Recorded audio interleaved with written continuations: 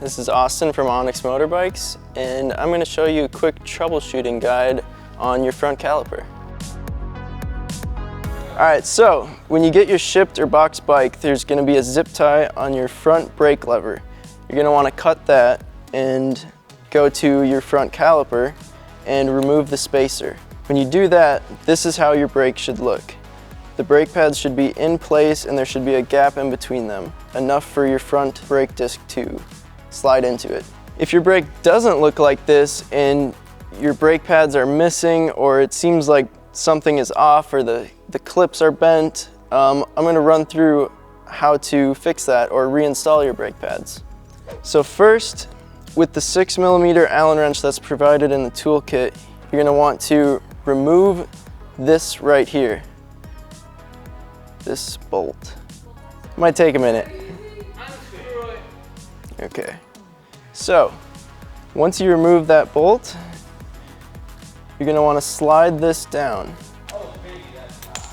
And to reinstall your brake pads, you're going to want to make sure these front metal clips are in place. Brake pads, you want to make sure they're not bent or damaged or anything.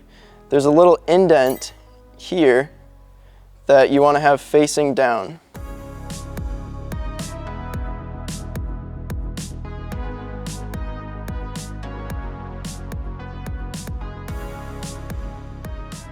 So once your brake pads are in, it's going to look something like this.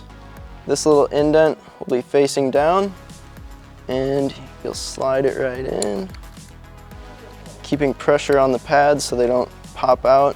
And then you reinstall your bolt. That's it. Woo! Once your brake's installed, you're going to want to pump your brake. Make sure it's not squeezing all the way to the handlebars or anything. Just pump the brake a few times and you're ready to roll. Yeah! Let us know if you have any questions at info@onyxmotorbikes.com. And that's it. Woo!